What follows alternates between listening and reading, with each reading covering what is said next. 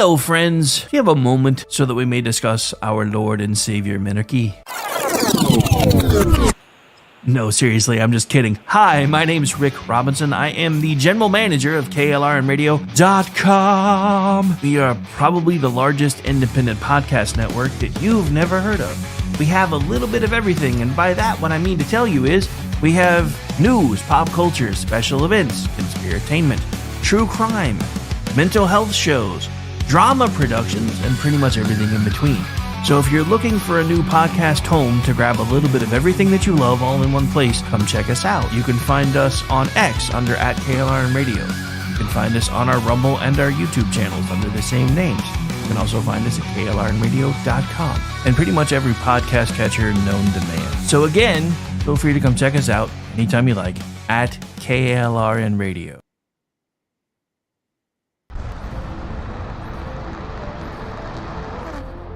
Are you ready to reach for the stars? Tune in to The Lost Wanderer, the #1 monthly podcast on good pods in astronomy. Join our host, Jeff, as he takes you on an interstellar adventure to explore the mysteries of space and the wonders of science.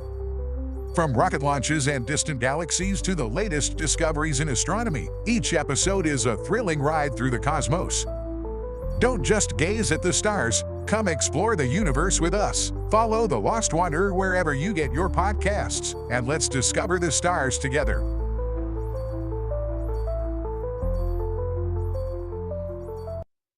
Hi, everyone. This is JJ, the co-founder of Good Pods. If you haven't heard of it yet, Good Pods is like Goodreads or Instagram, but for podcasts. It's new, it's social, it's different, and it's growing really fast. There are more than 2 million podcasts, and we know that it is impossible to figure out what to listen to. On Good Pods, you follow your friends and podcasters to see what they like. That is the #1 way to discover new shows and episodes. You can find Good Pods on the web or download the app. Happy listening. KLRN Radio has advertising rates available. We have rates to fit almost any budget. Contact us at advertising@klrnradio.com.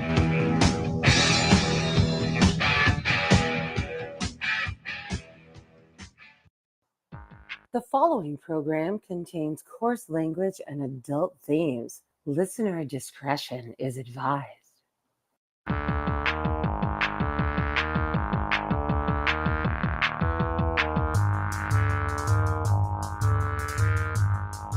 I listen to a lot of true crime. I listen to it at night. I like the girl talk. It makes me feel alright. I like scary stories in the morning, and I like them at night. I like the girl talk vibes.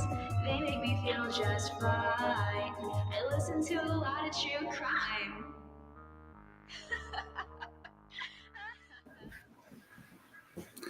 Welcome, friends and families and followers for the KLRNradio.com universe. Thank you for joining us on your journey for entertainment and enlightenment. I am Brother Bumpstock Ken, and you are on Front Porch Forensics. Sitting beside me is our leader, Mother Bumpstock Barbie. And mascot, I guess. And our fearless mascot, Bumpstock Ditsy. So please pull up a chair and join us on our front porch for the one about cults. Part two. So, everybody, I'm Bumpstock Ken, as always, your co-host. That's Bumpstock Barbie right over there. We are not on the front porch. We are on our living room couch with Ditsy. And we're here talking about cults. Last week, we started it with a part one of kind of looking at the psychology. Wave at the camera, Bumps, tiny tyrant. Hi, guys. So we started with a little round discussion in kind of a spaces type form. and about the psychology of cult leaders and cult followers. So we'll kind of touch on that, kind of like a previously seen on episode.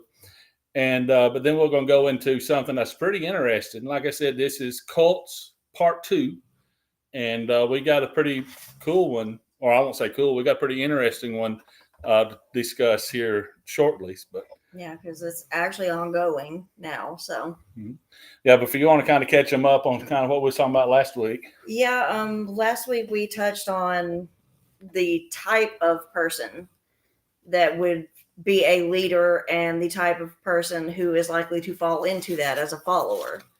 And overwhelmingly, your cult leaders and everything tend to have narcissistic traits, like very grandiose sense of self. I mean, inflated sense of ego. They actually get very irate and hostile if they're disagreed with, which ends up being like whoever has disagreed with them or challenged them ends up being punished somehow. We noticed there was a lot of crossover between them and our typical serial killer type personalities. Yeah, there can be. Yeah.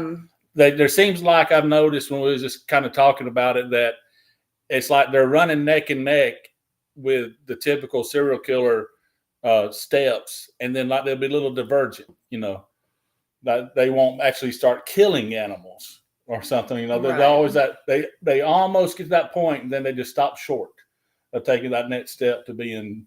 Yeah, we don't see a lot of the McDonald triad like you're talking about. We don't see a lot of that come in with no, we leaders. see parts of it, not necessarily all of it. So, but I thought it was interesting. Exerting control over their own surroundings from a very early age, usually. Yeah, you could see the similarities, how easily one could become the other. Right.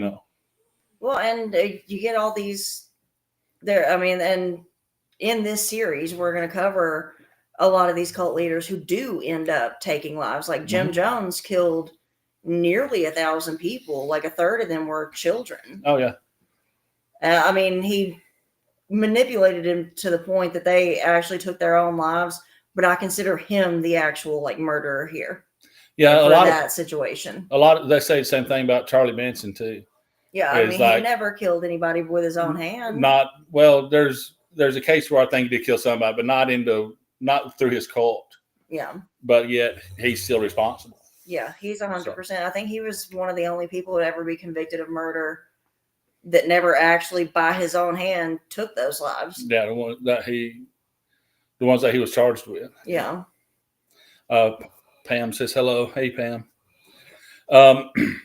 So, like I said, it was.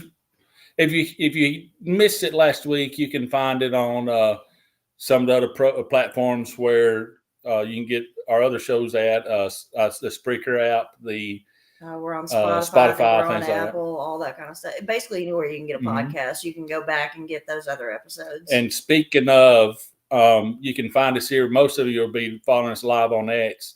There is a Spreaker. It's like speaker, but SPR Eaker app. It's a free downloaded app, and you can find us on it live coming here on out. And I encourage you to download that app. Again, it's free.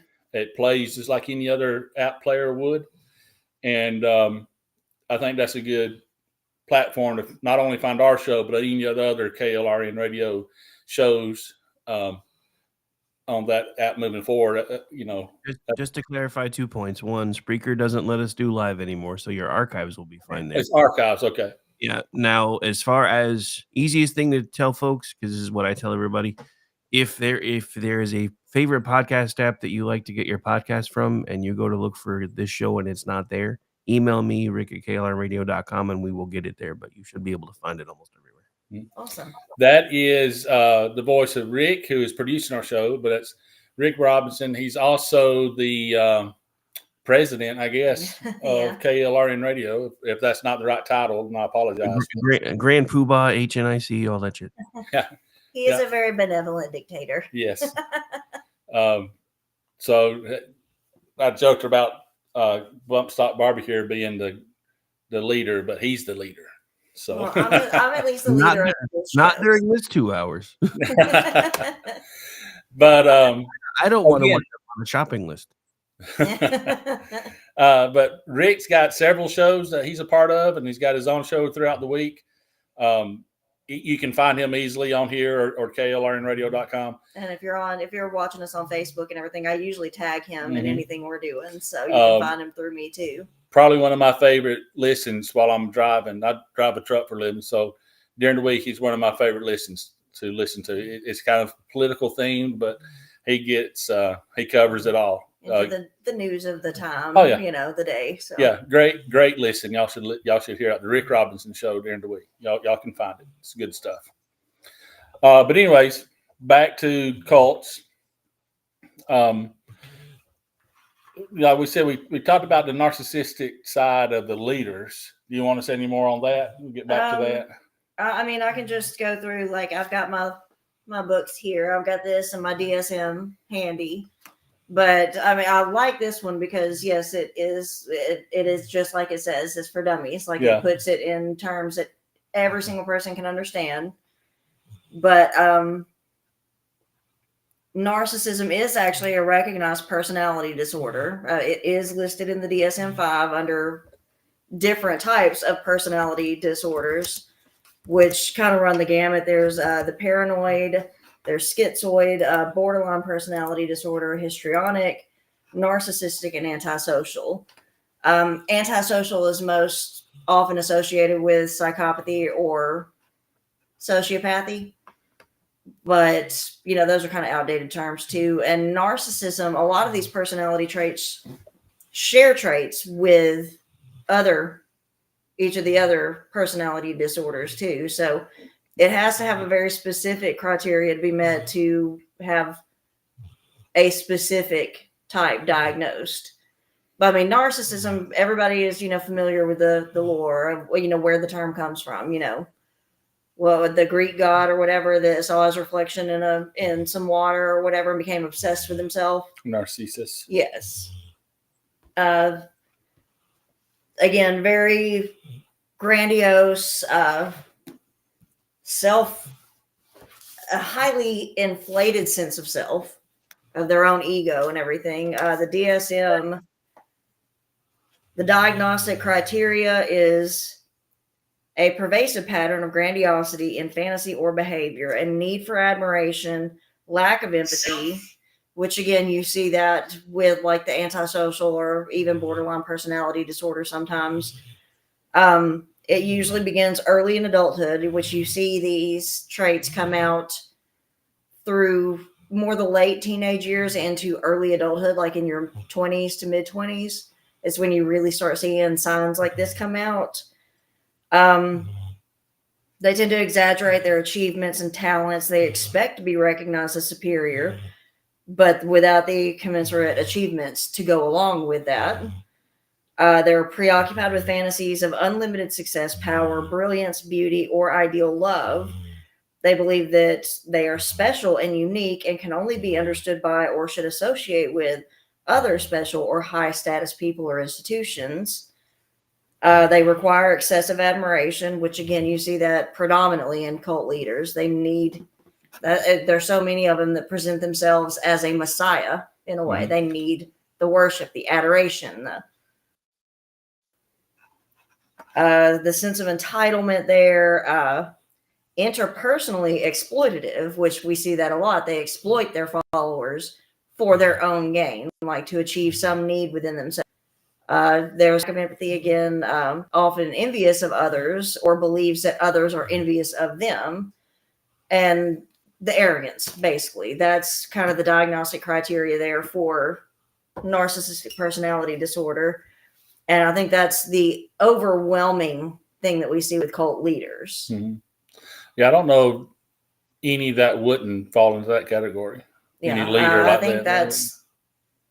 Yeah, I don't think that you're going to find anybody that's like meek and submissive and everything that becomes a leader like that.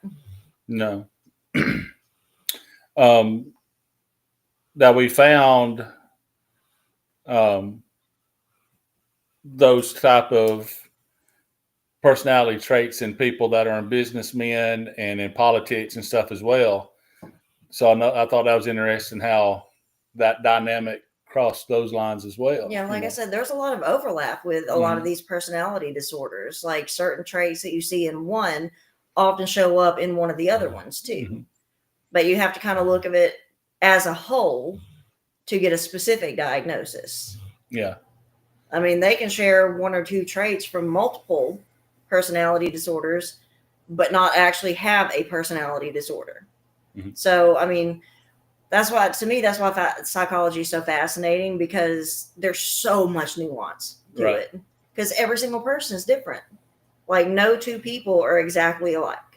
We can, we can name people who are very similar in their traits and their behaviors, but even then, they always differ from one another. Yeah, So, and you could take somebody who's diagnosed with the same issues like that, and they would carry it differently than the well, other like I one. mentioned with the antisocial personality disorder, that's most commonly associated with what we used to call psychopathy, or the sociopaths and Mhm. stuff. But that does not automatically mean that this person who has this personality disorder is actually going to be a violent person. Again, like you said, we see this in CEOs, we see this in politicians, people in positions of authority and power. Mhm. They tend to gravitate towards those types of jobs and those roles because they have these traits. Right. And it's actually pretty rare that they end up being like a serial killer or a mass murderer or something. Mhm.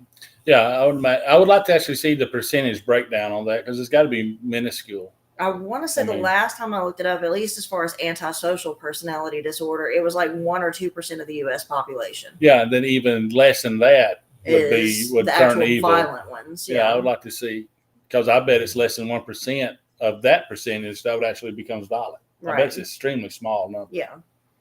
Luckily. Yeah. Thank God. Yeah. The other interesting thing too, from we was talking about last week, was the makeup of the followers, and how, in my opinion, the followers are actually made up of pretty ordinary people. Well, you gotta keep in mind, like everybody, me, you, our daughter, our parents, and everything. Everybody. I put it in the terms of the movie Phenomenon last week, where he points out that every woman has their chairs. Well, that just means like every person has specific needs. Mm-hmm. And so the leaders and everything of cults have an uncanny ability to hone in on these needs and these vulnerabilities in people, and then present a solution to it. Like, I can provide you with these things. Yeah, that's the scary part, is because the followers really, like I said, they could be any of us, because all of us are looking for something. Yeah. And usually it is just companionship or understanding or acceptance. Feeling you need a sense of belonging. Yeah. We are very social creatures by Mhm. nature. So And- you need that it's almost like a pack mentality, like with dogs or, other animals like that.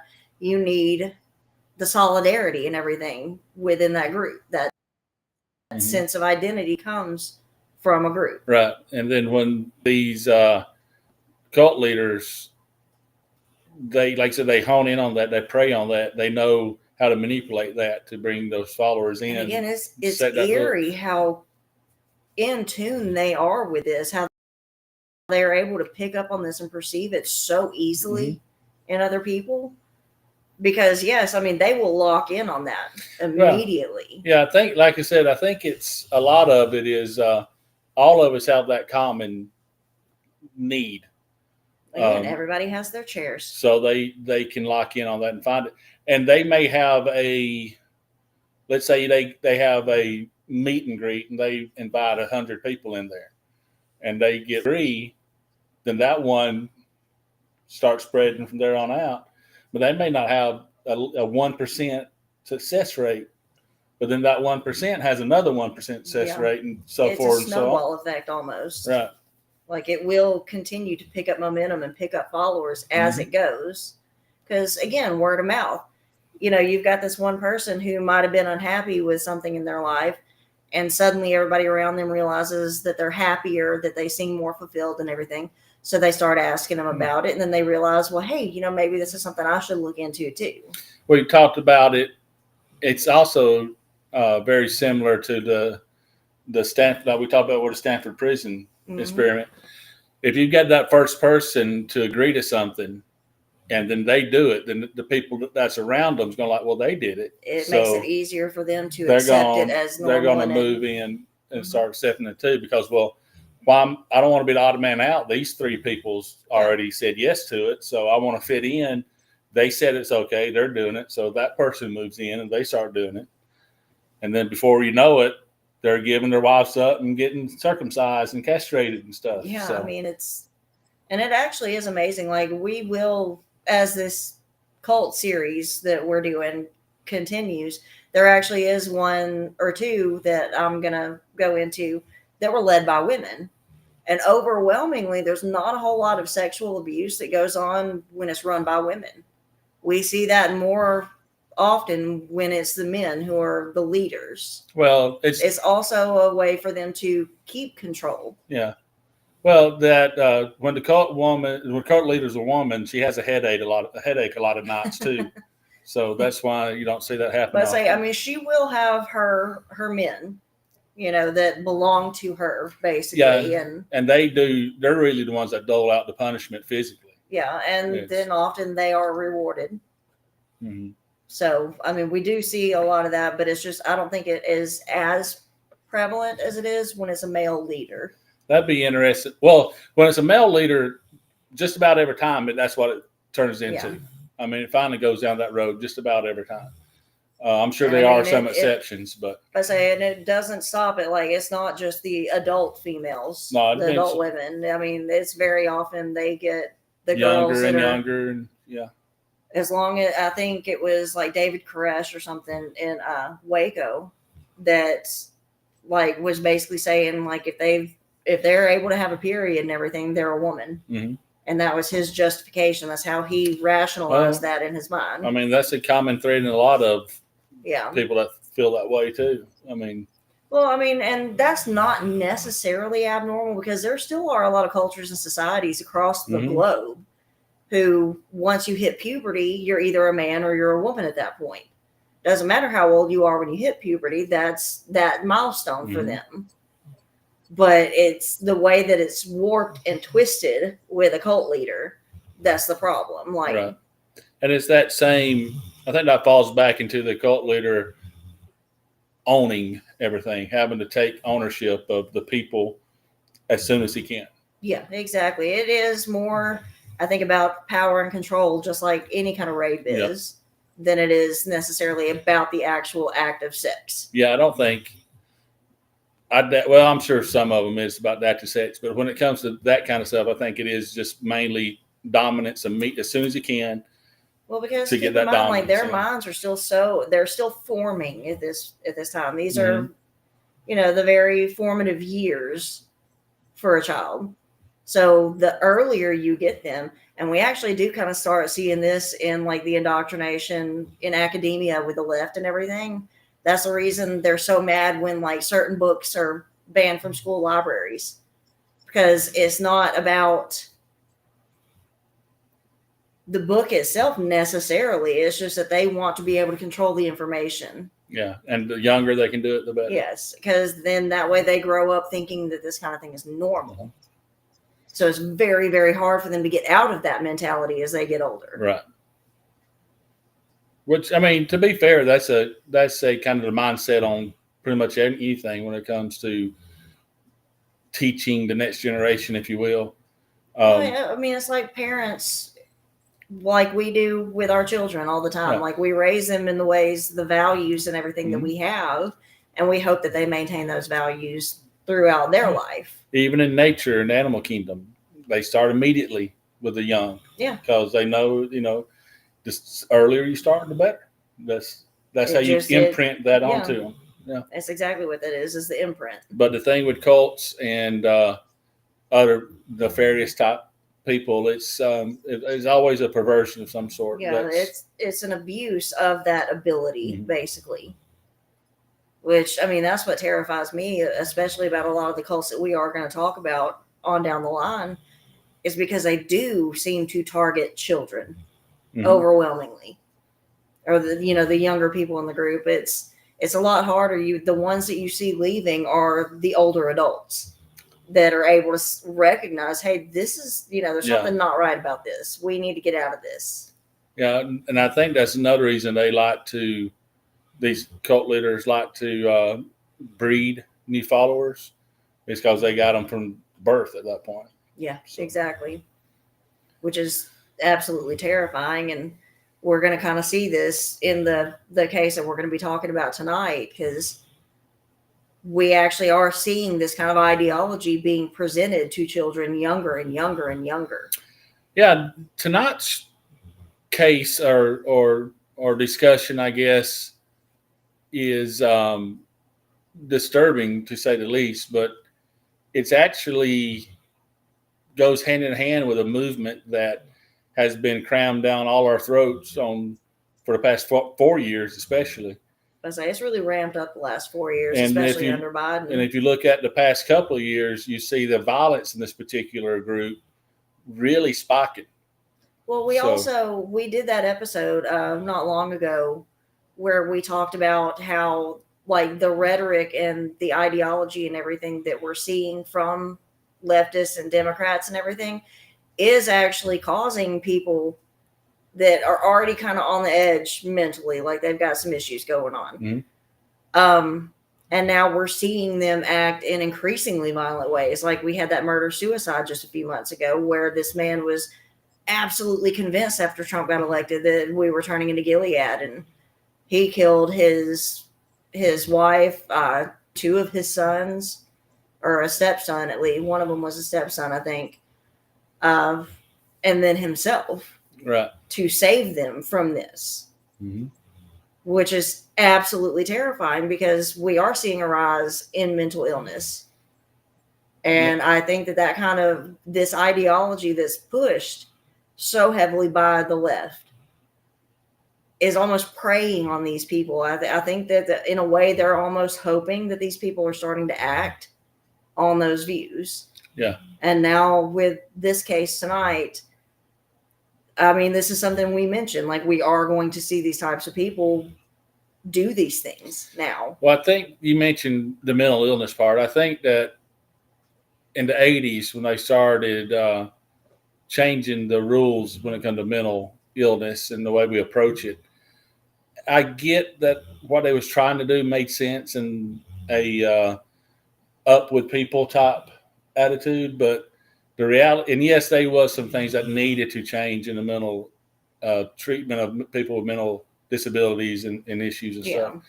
Yes, it needed help, but the way they just gutted it and completely changed the rules in the 80s, created like that vacuum, almost like. And then it was like mental illness. It went from being something that I won't say shameful. It was stigmatized heavily. Yeah, because you did. If you had a family member that had mental illness, you sent them somewhere to get help. You didn't talk about it. Yeah, I mean, it was. It was taboo almost. Yeah. Like. But now, when all that come out, which was horrible treatment in a lot of these big facilities. Yeah.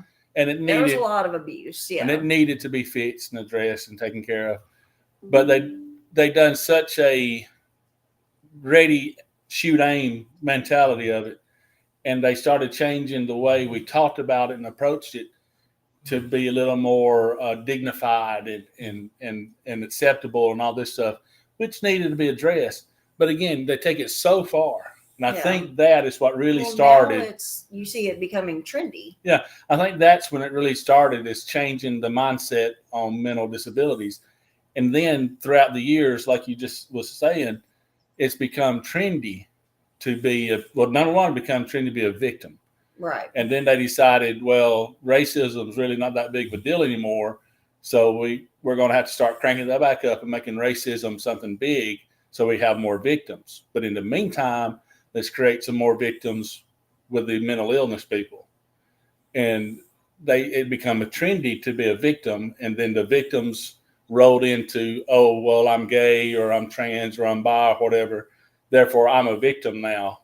And it's just snowballed and snowballed. Hierarchy of victim class within the left. So, and if you see it the past several years where if I'm not a victim, then I'm not trying hard enough.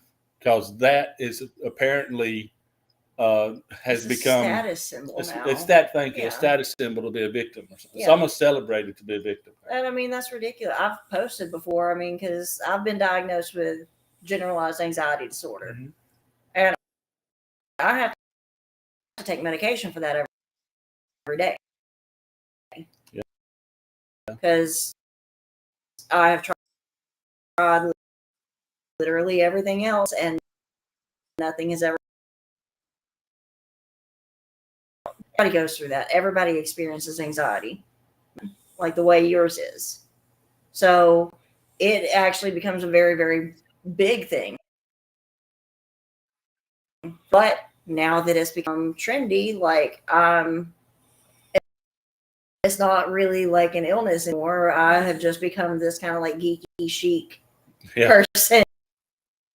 You know, I mean, but I have to. I mean, that's a coping for me. But yeah, I feel the pain on people taking your disabilities and trendy, you know, like that. I mean, I'm diagnosed as being extremely hot, and that's I have to deal with every day too, and it can be debilitating. Now your masculinity is toxic. Yeah, I'm so hot and masculine that I'm considered toxic now. And it's something that it's a heavy burden. I understand. Yeah. So it must be the hard beating you. It really is. So, but anyways, we can move into the tonight's show if you want to. Again, this is the one Front Porch Forensics, one about cults, part 2.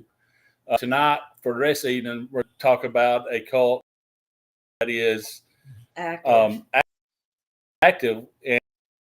And we just got a report yet today. Well, I saw it today. I think he was talking about it yesterday. Some of the main characters have actually, not all of them, including the leader now. So that's pretty good. We'll get into that. But if you want to talk about it. Yeah, this one, it actually, you remember the night that I read about it because I was scrolling. I was doing my writing for Twitchy, so I was looking for my next story, scrolling Twitter and everything.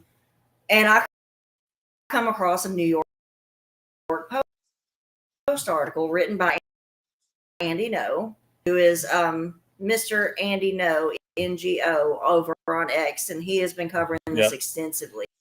Andy on YouTube as well. Yeah. And he's got really the only one talking about this, because I remember when I came across the story, I even like hollered at you. I was like, hey, you know, does this not sound like something straight out of a Hollywood movie? Yeah.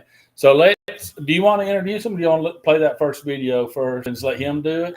Let's go to the video. We got from Andy No himself on his X page, and it's about an 8-minute video, but he does kind of give us the rundown of everything. Yeah, so I think it's best to hear it just straight. If y'all don't know what we're talking about, you know, get ready because this is real. It's wild. And when I first heard about it, I thought, no, this is some sort of Netflix documentary thing. We were laughing about it when I first read about it. But it's a real deal. So, Mr. Rick, if you've got that, you can go ahead and cue it up when you're ready.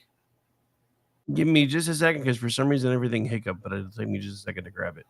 I had it stored and ready to go. But again, it's Andy NGO. That's okay. Just yeah, I mean, we definitely want to give Andy No all the credit for this, because nobody was paying attention to it up until recently. Mm-hmm. Now, y'all may have remembered this border guard agent got murdered in a shootout in inauguration day, and that's tied into this cult right here. But here's this video. If he wants to go ahead and play it, I'll let him tell you.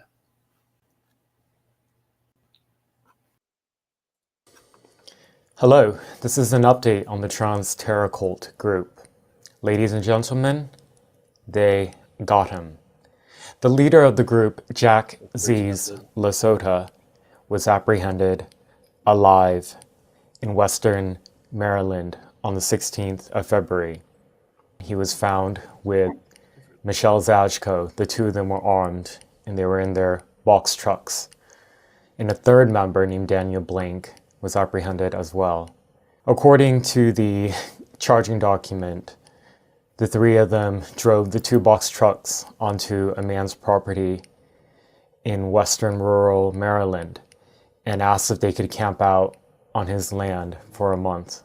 That man made the right decision in contacting police because alleged members of this group killed one of their other landlords in California.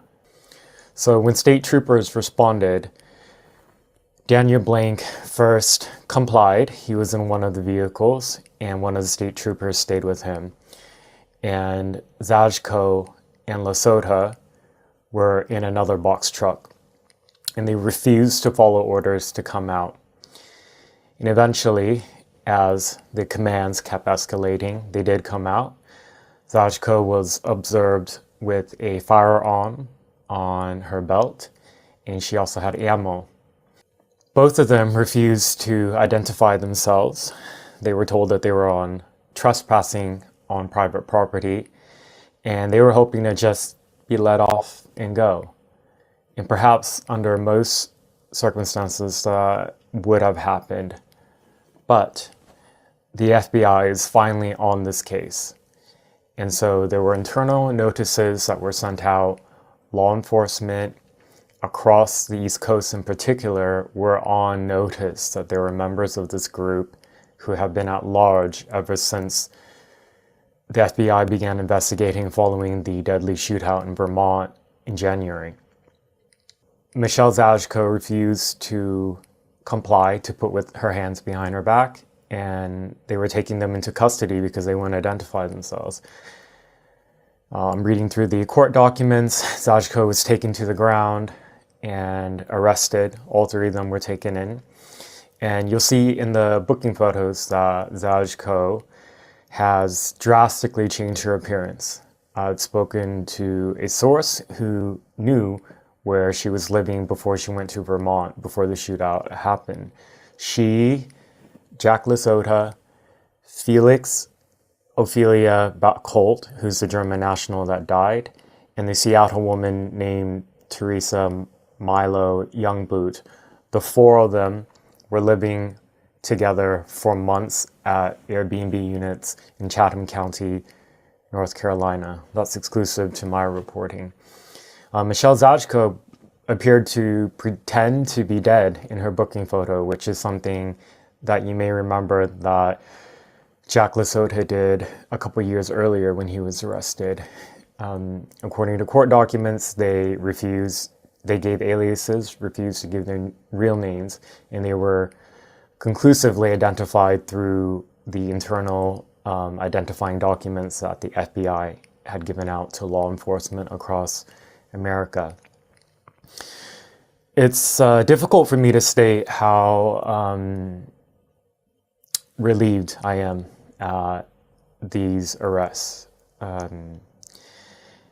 I've been reporting on the case for over a month, and it's been one of the scariest stories I've done, just because members of this group have allegedly disappeared people and killed people who somehow get in their way. And I was putting my face out every day, bringing attention to the story. And I'm really glad now that some in the legacy media has finally paid attention. I mean, how do you not pay attention to a Trantifa terror cult linked to 6 violent deaths? Of course, they're continuing to omit key parts of the story, like the fact that transgenderism was very much part of their ideology, and also leftist politics. That's inconvenient to the narrative. In fact, some of the reporting will just use the preferred pronouns, so you think that these are just a group of violent extremist women or something.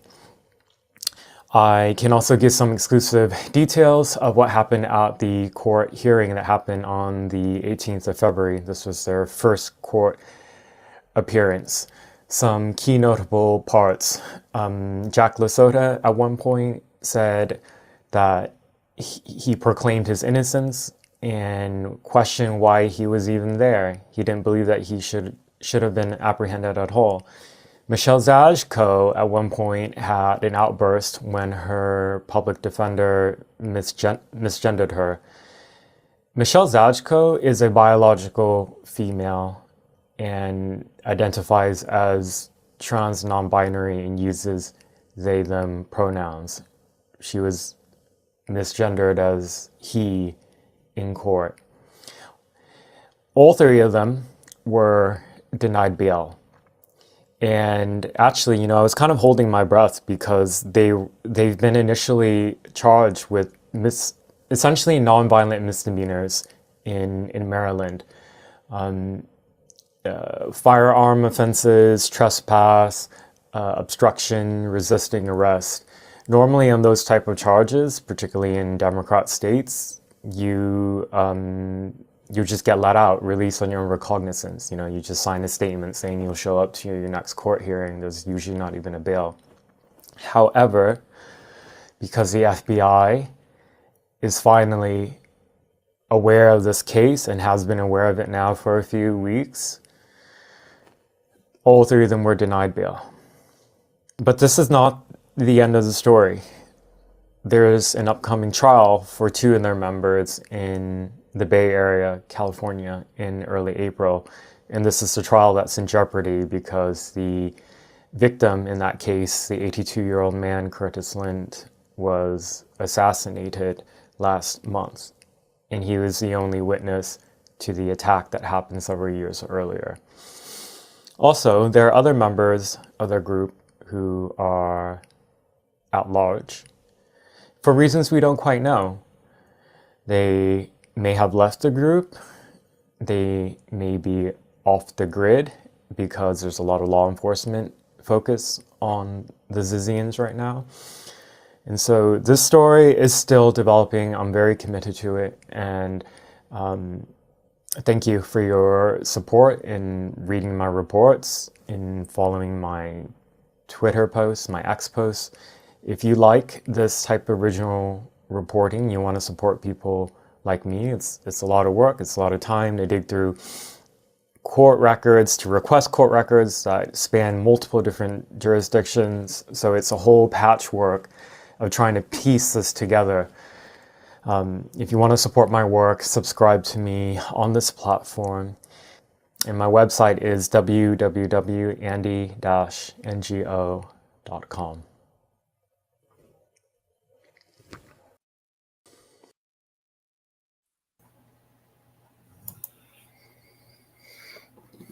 Yeah, so this is one that, again, it really has not gotten any traction. Like, I even broke it for Twitchy when I came across the article from the New York Post that he wrote. Mm-hmm. It wasn't getting any mainstream attention at all until that border guard and that border patrol agent got murdered.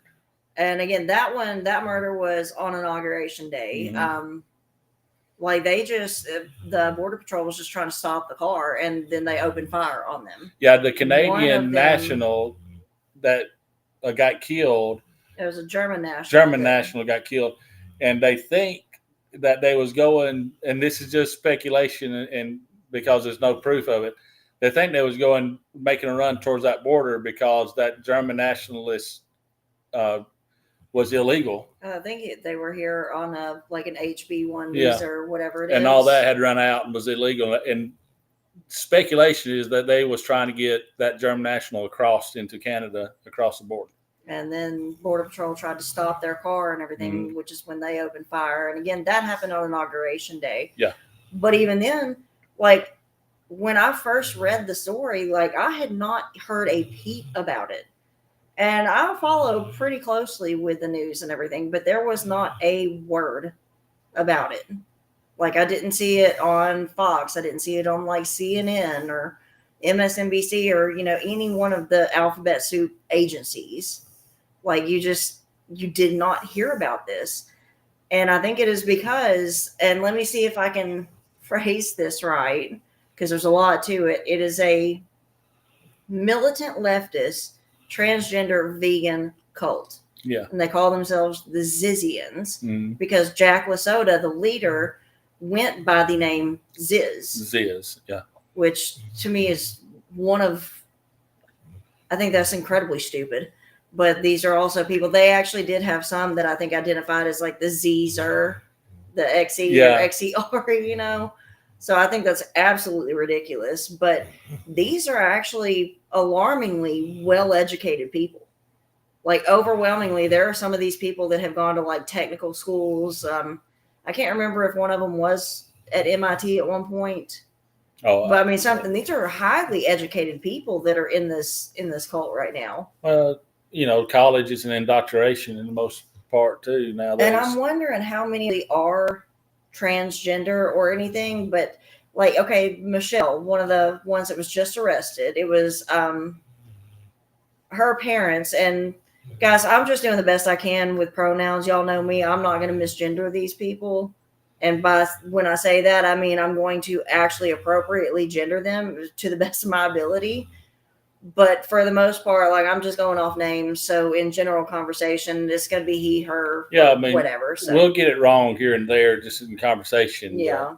But Michelle Zachko, they actually, some of the victims of this cult were her parents. They murdered her parents. And that was Richard and Rita Zachko. Yeah. And that was in December 2022, right? December 31st, yeah. They were in Pennsylvania. I think it was Delaware County, Pennsylvania, but I don't remember the town right now. But yeah. And I don't know a lot. I need to do some more digging into those murders because that was a wealthy family. So I'm wondering if it was financially motivated. Also, we're going to find out too, I think, because at the time of the murders that Daniel, the one that just got arrested in this clip, the one with the beard and the glasses. Oh, yeah. It's written down right there. Daniel Arthur Blank. Daniel Arthur Blank was Michelle Zachko's roommate living in the house where the parents got murdered.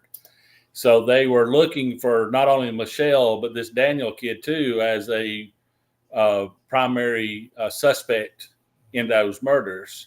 And now they have the Daniel kid. Yeah, the Blank. They have him in custody now. So. Richard and Rita were executed. They were shot in the head in their home. Execution style, yeah. Let me see. I have something. I've got my Twitchy article up. But a person by the name of Maximilian Snyder, who applied for a marriage license to Teresa Milo Youngblood, who was one of the shooters of the Border Patrol. The one agent. that had the one that survived the shootout with the Border Patrol agent. Yes, she survived. The German man died in that shootout.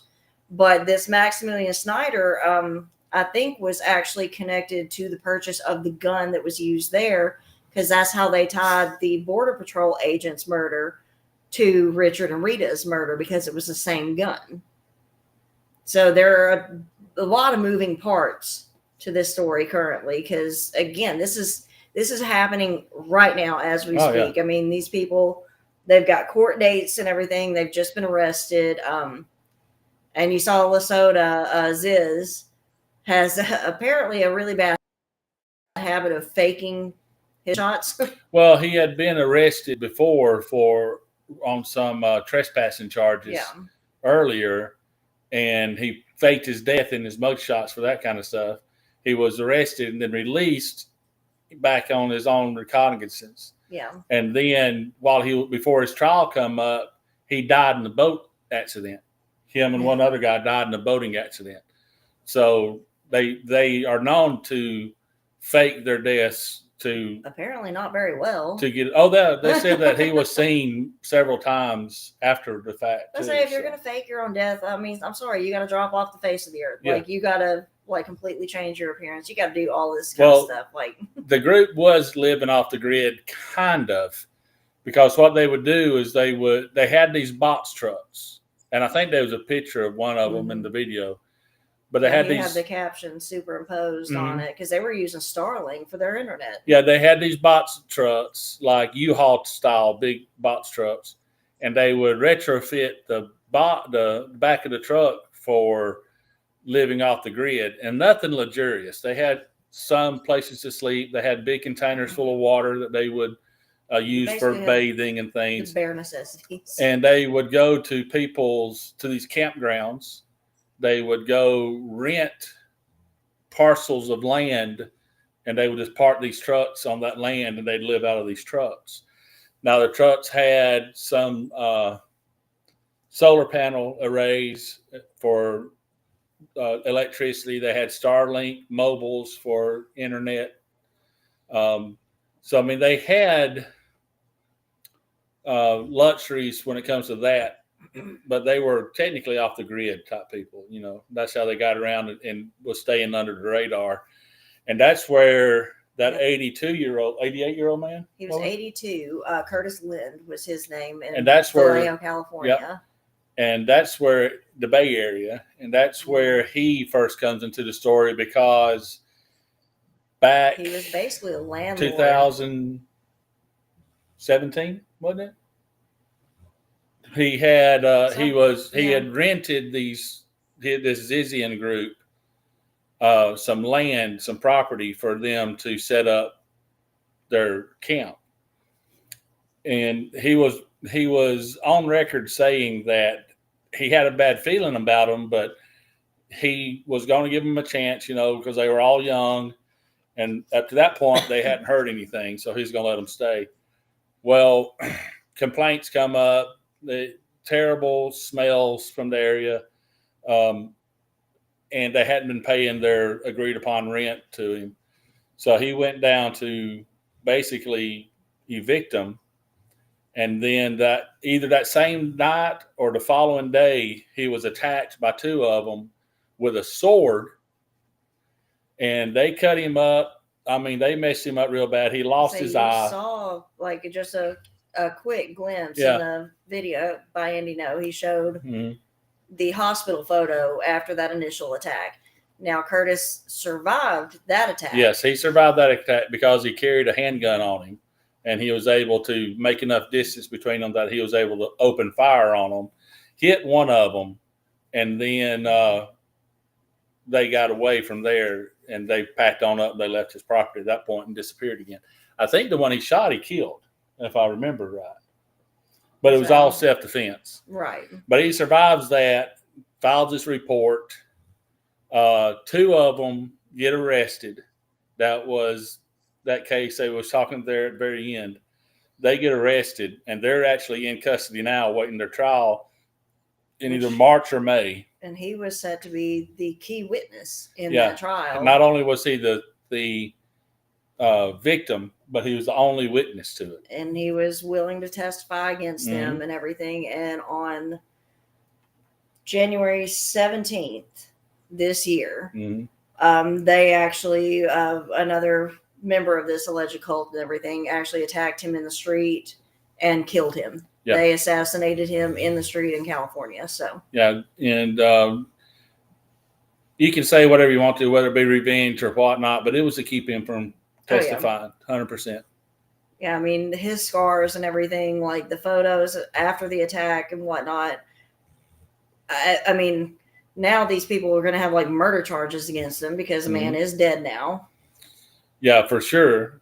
And at least for the January 17th murder, anyway. It was attempted murder for the first attack that they're up for. Well, they, depending on how the laws is out there, that's all they'll ever get is attempted murder on them too, because somebody else ended up actually committing. But it'd be interesting to see what kind of judge they get out there, whether they throw it all out or not because of witnesses and around. I mean, that is California, so. Yeah. So we've seen that. We know the two parents were killed. He was killed. The Border Patrol agent was killed. And there was two more murders that's involved with this cult as well. I said these are the prominent ones. Yeah. That, again, because the Border Patrol agent was connected through ballistics to the Zachko murders, the parents of Michelle Zachko. Yeah. Well, the Border Patrol agent being killed finally got the FBI involved. And they actually still kept it kind of quiet too. And they, put out like internal reports through police departments throughout the country, like to be on the lookout. At least as far as when I wrote my Twitchy article, there was an active manhunt for Michelle Zachko at that time. So, I mean, we've had a couple of really good updates. I mean, Michelle was one of the people arrested. There was a manhunt for the blank guy too. Yeah.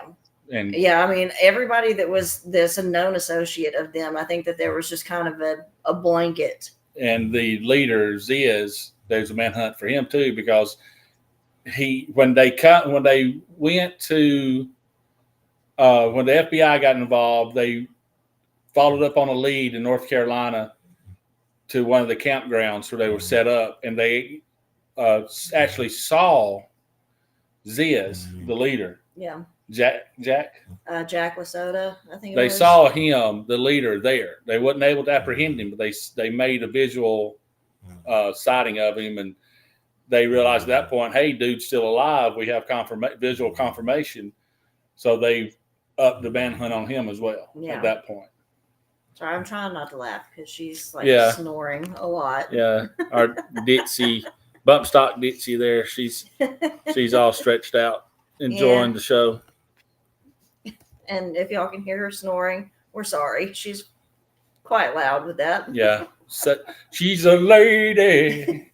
That's She's beauty and she's grace. She is beauty and she is grace. She's prettier than a lot of those ladies in the Ziz cult right there. I'll tell you that. And we're using ladies very loosely there. Yeah. So, but anyways, the main. So were they. So just saying. What's that? I said, to be fair, so were they. So just saying.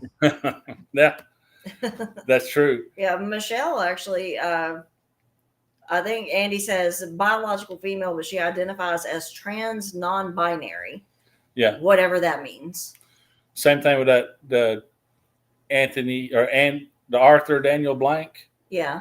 He does by non-binary. But see, or whatever. I need to know how this works. Like non-binary, I can at least understand, and transgender, I can at least understand what those two terms mean. But to be transgender means that you are identifying as a certain gender, and non-binary is not a gender. Yeah. Like it's that weird like limbo area in between genders for them. And that's what they want. They don't want to be. But how do you be both of them at the same time? No, they're not both of them. They're neither of them. Is that what trans non-binary means? It like, do the terms negate each other at this point? It's basically whatever they feel like at the moment, I think.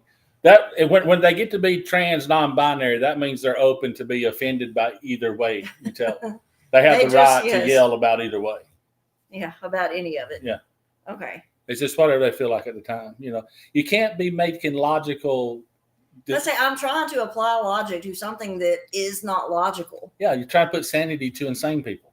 Yeah, I mean, and that's where like I was kind of tying in with our conversation about like the rise of mental illness and everything. Because, okay, yes, gender dysphoria is also in the DSM. It is a diagnosable mental illness.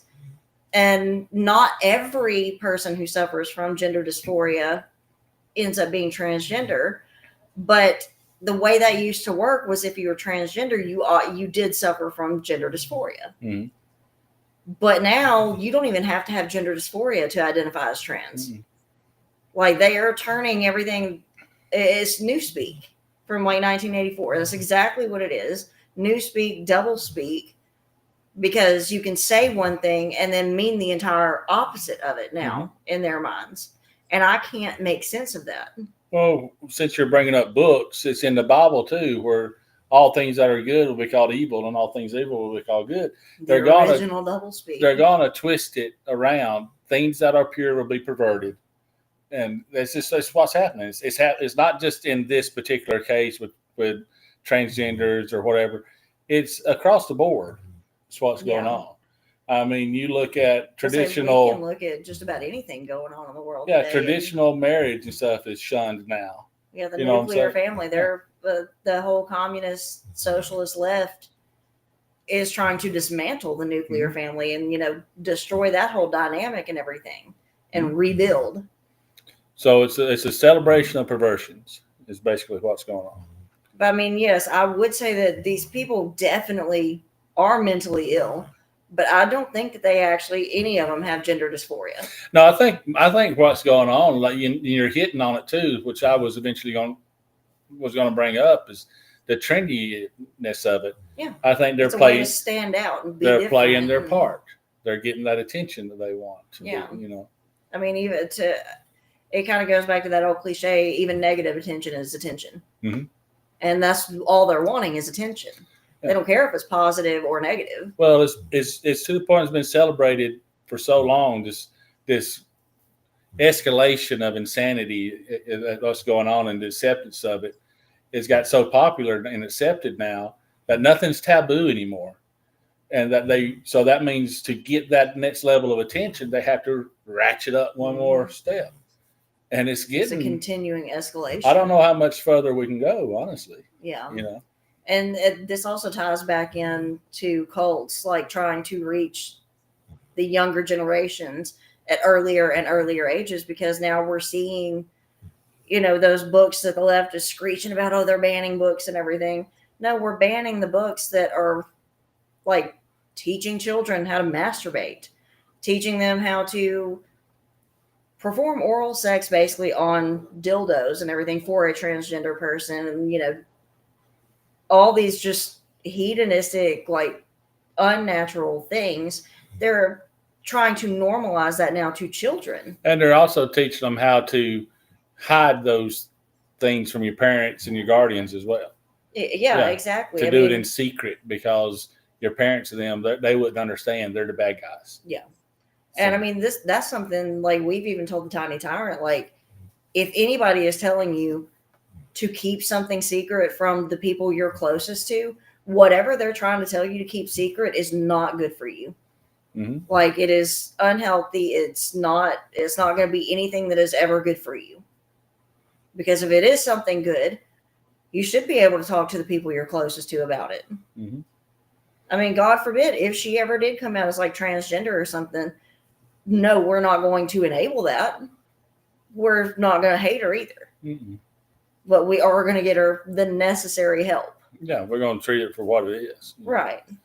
But that's the thing. Like I said, we just like with any other cult, if you can get them young enough, you don't have to work so hard to train them, because it's starting in smaller increments at younger ages, and it just becomes a natural learned process for them.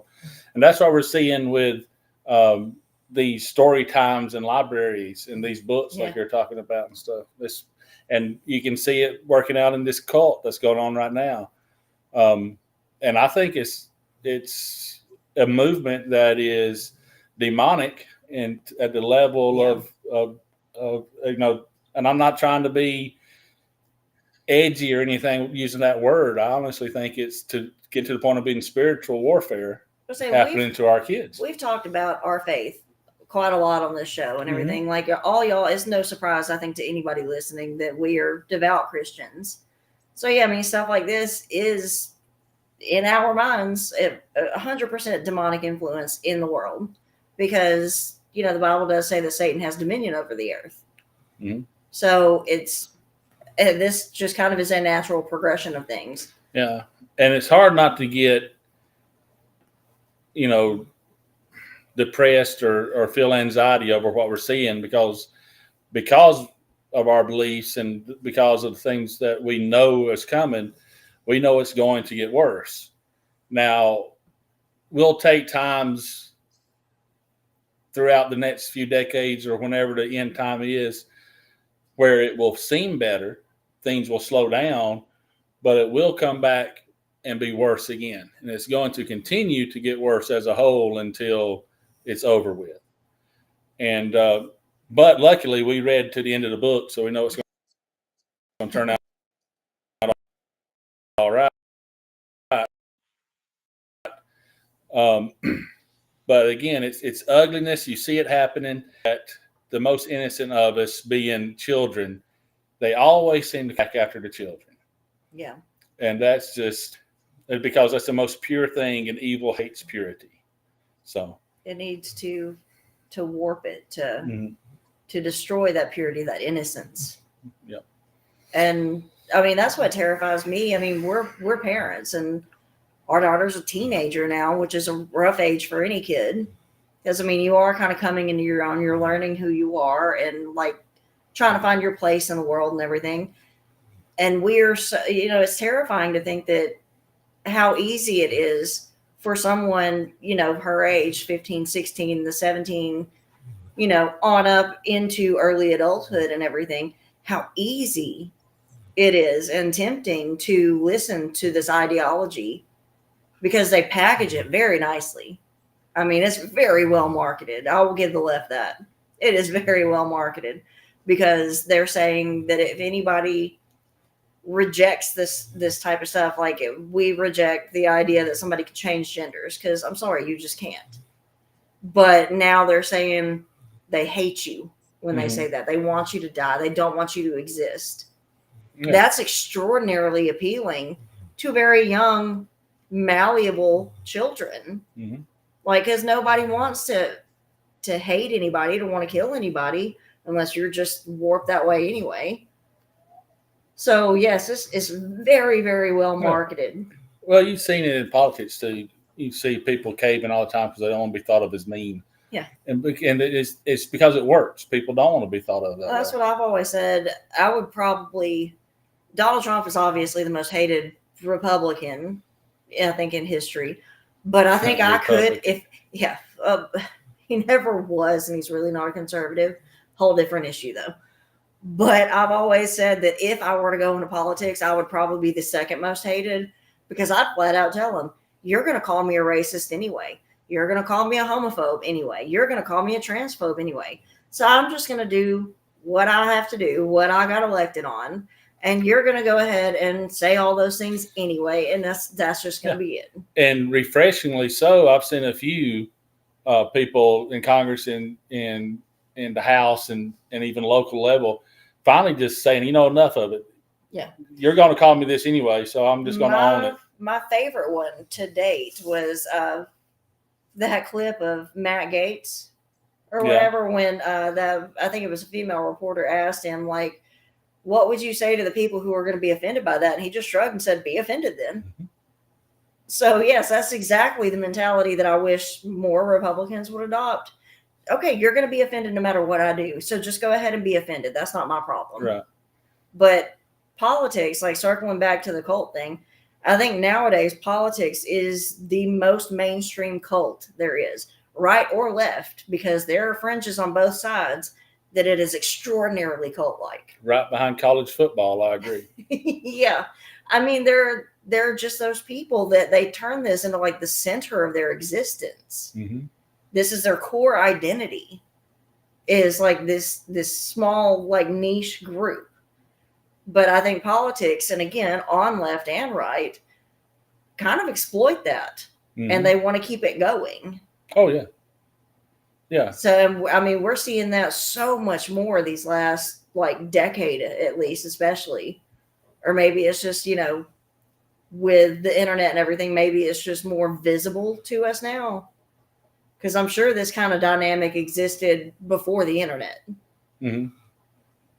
But I mean, it absolutely amazes me on both sides. I'm not picking on the left here. I'm not picking on the right here.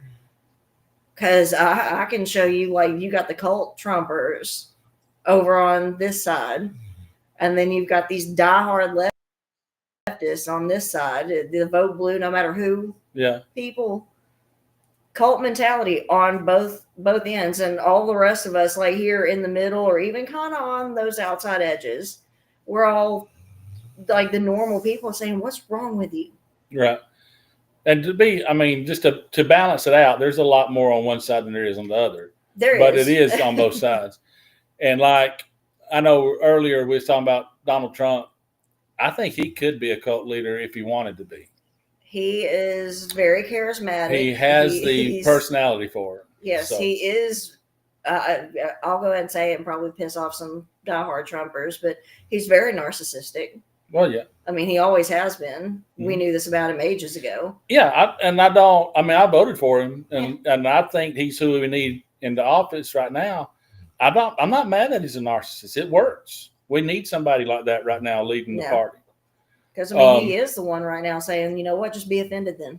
And I know I said earlier with Republican thing like that. The reason I did that is because we all know he was a lifelong Democrat. The only reason he's a Republican now is because the Democrat has shifted so far to the left. Even Elon Musk has said it too. He hasn't really changed. Elon Musk is not a conservative by any No, stretch but of say the they haven't actually imagination. changed their political standing. It's just moved so far. Well, Elon has shared that meme so much that like these people like him have stayed exactly where they are on this line. But the Democrats, that far left, has shifted further and further and further to the left. Now they look far right. Right. And now, but I have noticed Tulsi, I'm not sure about RFK Jr. yet, but Trump, Musk, those kind of people who were Democrats, and the Democrats ran off so far and just was really showing their true colors. I think them being the high, the ones most publicly recognized, and well, obviously he's president now, but I think the more that the left ran away and they started being comfortable and embracing the new Republican namesake, I think you actually do see them sliding a little more to the right naturally, because they're realizing, like, now that they're in it and they're part of it, they're realizing, like, hey, these people aren't wrong. We got a lot more in common over here now than we did even before the left ran away. But now that we've been accepted by the right, we realize that, hey, you know what? We fit here better too. That's one thing I've always said too, is that people like us on the right, we know we're not going to agree with everybody 100% on everything. You and I don't even agree 100% on everything. No, because they're wrong. But for the most part, like the Tulsis and everybody, they're at least willing to have a conversation. Yeah, that's what I was saying, is like, yes, the left ran away, and they say they didn't move. The left ran away. But I actually see them moving now more towards the right. So will they ever be a conservative like us? No, I don't think so. But I could see myself voting for the Tulsis and people like that a lot easier now. Yeah, you know what I mean? Especially if the Democrats keep putting up the type of people that they keep putting up. Like, it'll be a lot easier to hold my nose and vote for somebody I don't agree with on everything. And it helps to be able to look at Tulsi when I vote for her too. A lot of people feel that way. I mean, and I actually understand it. Yeah. Like, I get it. And RFK Jr., that's a different show. We'll get to that later. Anyways. But yes, I think like identity politics, I would say, is more the cult aspect that ties into all this. Because again, tonight's episode, the Zizzians, is a militant leftist transgender vegan cult. This is entirely centered in identity politics, like 100%. And that has become a cult over the last few years, because it is this very core group of the type of follower that buys into that ideology, because it does give them that sense of belonging. They get their groups now that they can identify with and they can relate to, and they get that sense of belonging. Mm-hmm. And the Democrats would fall into the leader category because they're preying on this. Right. And the exploitative nature, interpersonal, exploitative, like, tactics, basically, that they're using. Are you getting that, Mama? They absolutely, the Democrats are 100% exploiting their base for votes. I don't think most of the Democrats necessarily believe in half the stuff that they talk about, but they know it's going to make these people vote for them and keep them in power and keep worshiping them, essentially. Yeah, I mean, that's the thing. They've been doing this for decades and decades and decades, so they know exactly how to do it. They're doing I mean, this kind of stuff, I think. I mean, I'm younger than most people, that we talk to. But this has been going on, like, I've noticed it more the last decade or so. But this has been going on. That's the whole reason, like, Barack Obama got elected the first time, was simply because he was a black man. I mean, that's what that boils down to.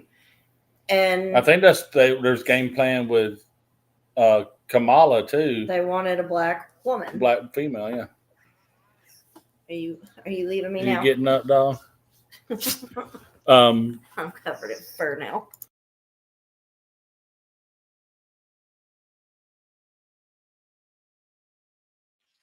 So sorry about that. Apparently, I muted when I was messing with the dog. Now, what we were saying is that the cults can be tied into Republican or Democrat either way. You see a lot of it there, and we're not trying to turn this political or nothing tonight. It's just that it's a modern day example. Yeah, but you see a lot of the tactics, the used in mentality. those things. Yeah, we was talking about how the victimhood of it. I mean, you can see followers. They can follow a cult. They can follow a cult leader. They can follow a Republican or a Democrat or something along those lines. Football coach. I made that jokingly earlier, but people as a whole want to follow and look up to somebody. They want to be a part of something. And honestly, most of them want a leader because it's easier for someone else to tell them what to do, and they don't have to make decisions. Well, I mean, and I get that too. That's, I mean, a very mundane example I can use is like when I ask you in the Tiny Tyrant, like, what y'all want for dinner, because I don't want to have to make the decision. Y'all just make it for me. I'll make whatever y'all want, you know? But that's, again, a very mundane example, but now take it to the extreme. Mm-hmm. You know, they need that person daily to tell them what to believe, how to behave, who to hate, who to like. I mean, I make a joke who's sometimes. Good and who's bad. Yeah, I mean, I have a meme and I make a joke sometimes that's it shows like a blank TV, but on the screen it says, you know, I tell you what to think. I tell you who to love, who to hate. And that's exactly it. Because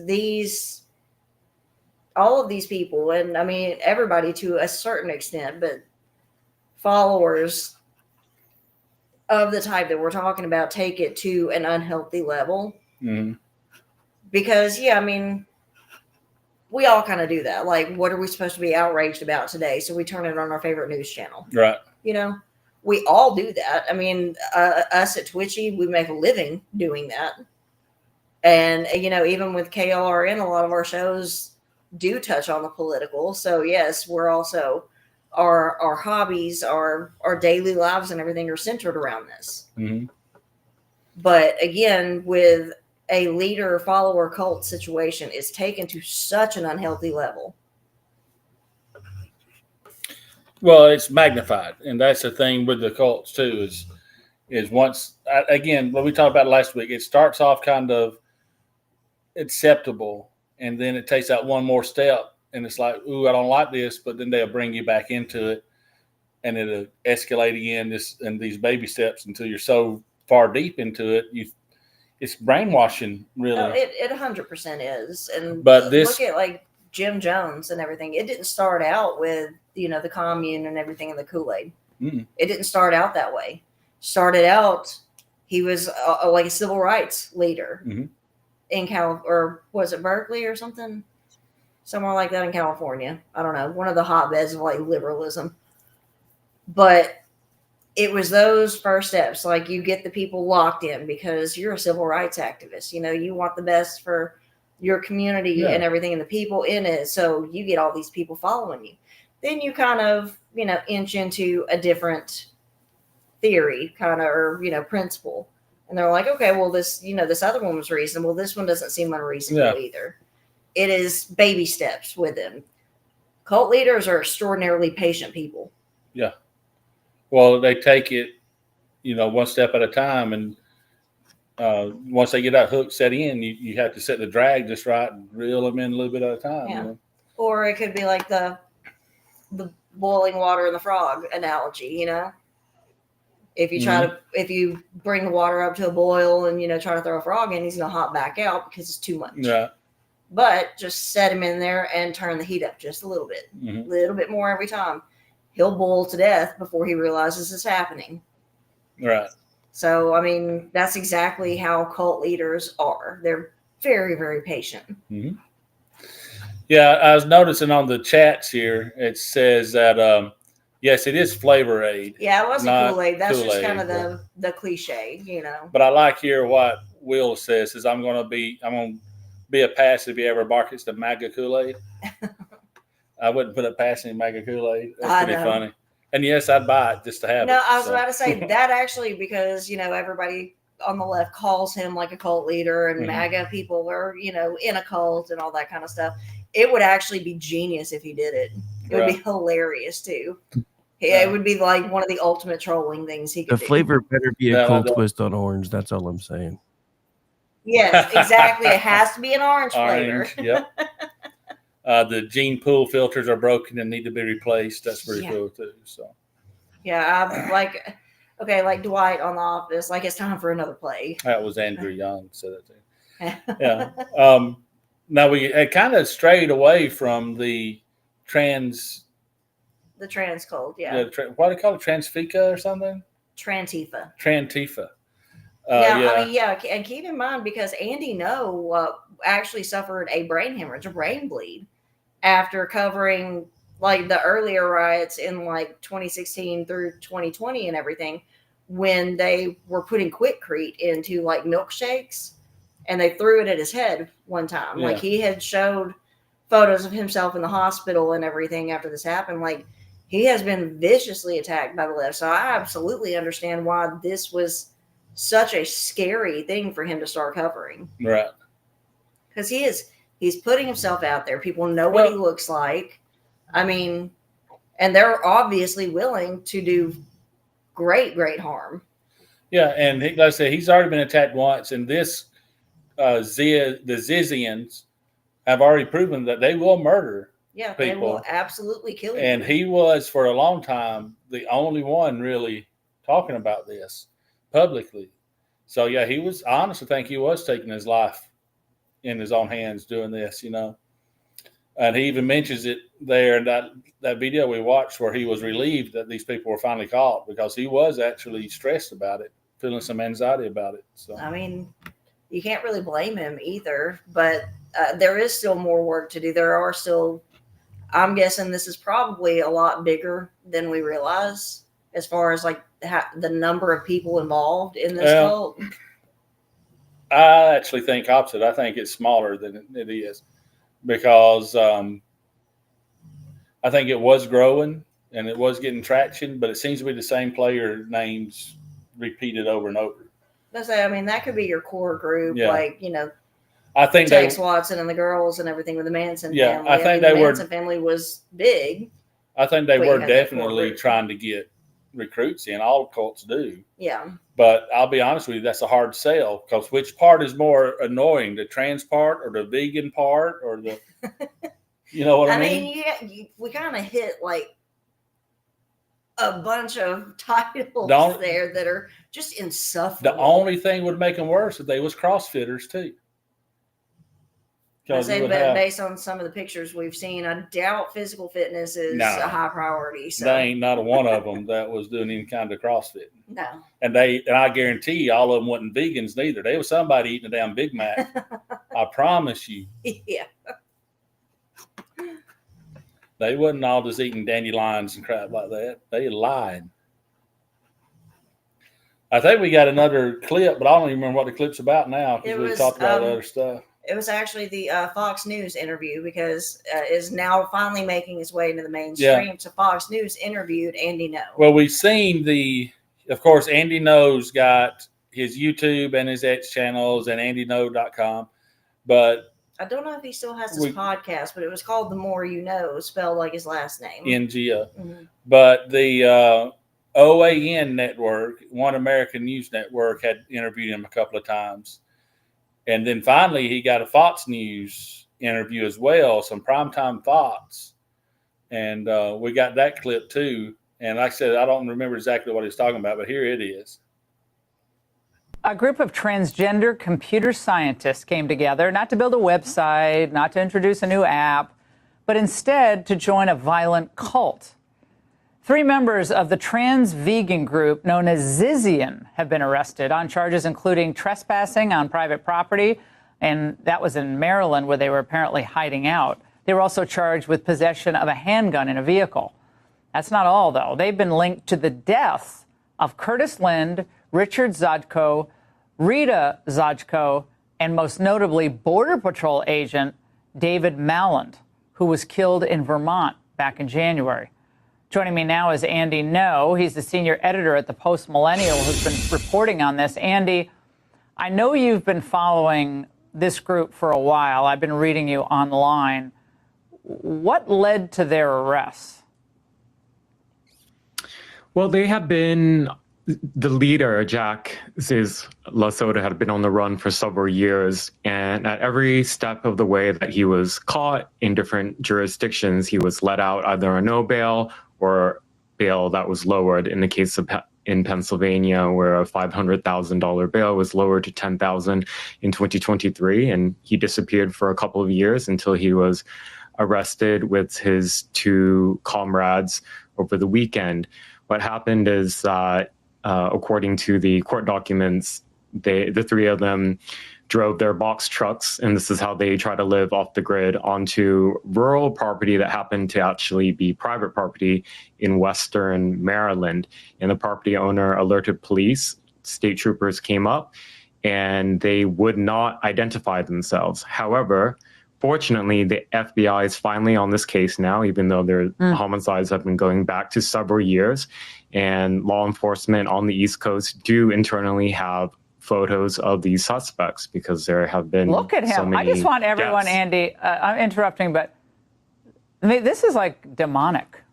The face is demonic. I'm sorry. That looks like something out of a horror movie. Is that Daniel Plank we're looking at on the left, guys? Is he I'm not sure if his name is not on the thing. Oh yeah, he looks demonic, like he's on some type of, I don't know if he's on hormones or other drugs or. The person on the left is Jack LaSota, who's the alleged leader of this group. And, you described the appearance of some of these members as looking demonic. I would describe some of the crimes that they're accused of as being demonic, you could say. An elderly couple that were killed in Delaware County, Pennsylvania, were shot execution style in their homes on New Year's Eve a couple of years ago. And last month, one of the sole witnesses to an upcoming an attempted murder trial of two of their members, had his throat slit in the Bay Area of California.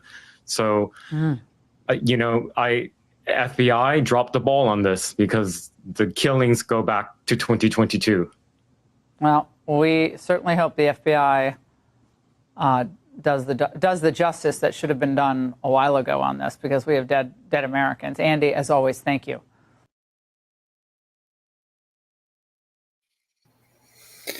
Yeah, that was kind of just him in his own words talking about what we've been covering too. And again, just kind of recapping. We are heavily relying on Andy No's work and reporting on this, because he's really the only real big voice out there talking about it.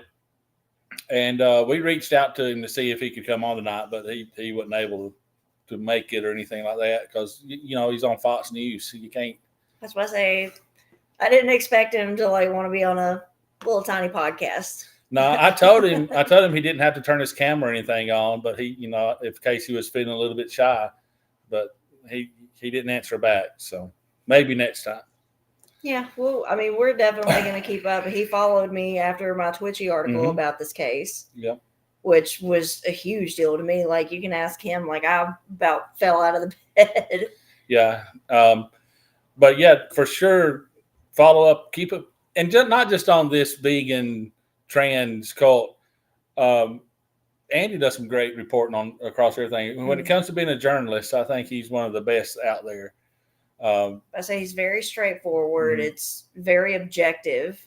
He's usually right as well. He does not report something that he can't necessarily confirm. Right. So he has always been spot on. Solid guy. Yeah. And there was something else too that we had mentioned, the trans vegan. What does that mean, trans vegan? Does that mean are they putting those words together? Like transsexual or trans vegan, does that mean they're vegan but they can't eat meat? Or Or they're a meat eater that wants to be vegan. Well, no, that identifies as vegan. This hot dog identifies as a cucumber. Is that what They're we're talking about? carnivores that identify as herbivores. That's what it is. No, that makes as good a that's- sense as anything else they're doing. Like I said, I've really got to learn to stop trying to apply logic to something that isn't logical because it frustrates me. Mm-mm. Yeah, when they went from having a couple of genders and a couple of pronouns to saying like there's 174 different genders and all that stuff, I mean, we can give you some, but when they start getting so ridiculous with this stuff, it becomes a joke at that point. And it's just, I mean, they're actually going against their own interests here by going so far extreme with these things.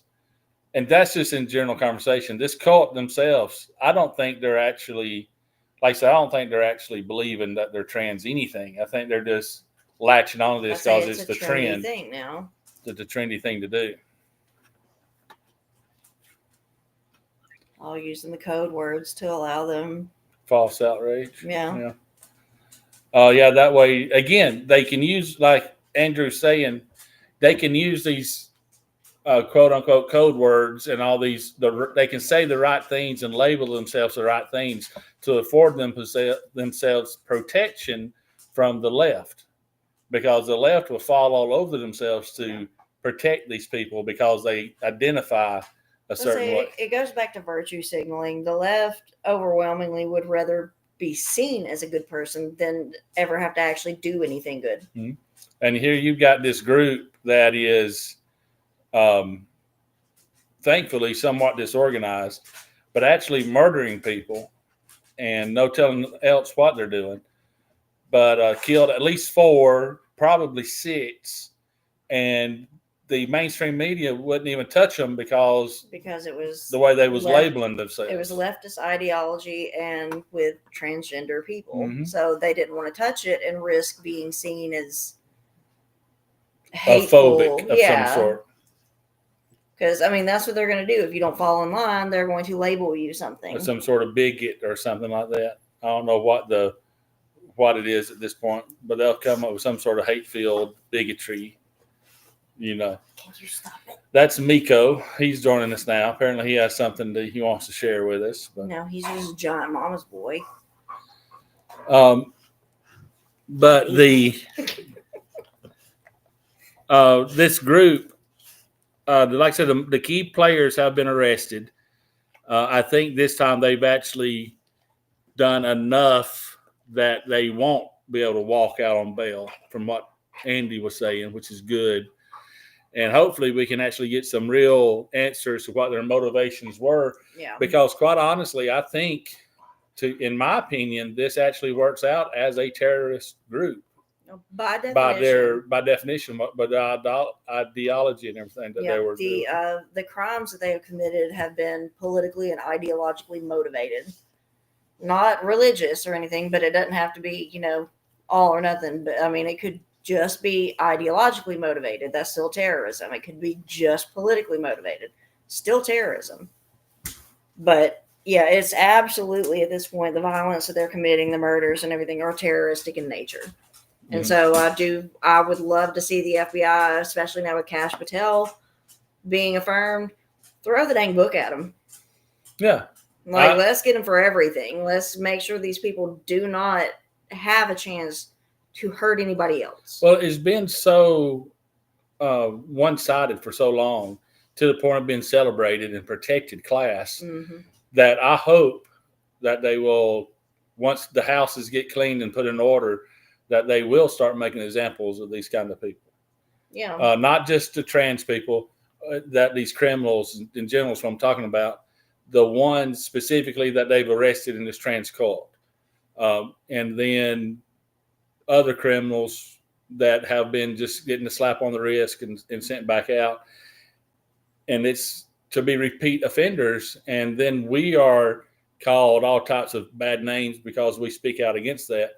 I hope that the pendulum does swing back into the side of common sense. Yeah. And we do get some justice across the board. whether it be what I don't care if they say they're Republican or Democrat or independent or what they say. If they're wrong and there's some sort of criminal element into it, they need to pay the price for it. Yeah, 100%. I don't put an R or a D by that like you. I mean, it's if you do these awful things, you need to be punished for it. Yeah. Like, we're going to hold you accountable. If this transgender vegan cult was, some other like cult where it would be, let's say, steak eating hunters club, hunting cult, and they were out killing people and doing all these things that these trans vegans are doing, I'd still call them to be arrested and stuff. I don't care what their reasoning is as far as those lines. It just so happens right now, and in society in general, it seems that one side are the more aggressive or more aggressors in these realms than the other side is. Neither side is perfect. Neither side is And I want to know innocent. What exactly, like, other than just kind of the pack mentality and everything and whatnot, what exactly does it? Because the cult has a specific set of beliefs, and to my knowledge, Andy hasn't uncovered that yet. Maybe like a manifesto type thing from them. Yeah, I mean, they're kind of I can't think of the word now.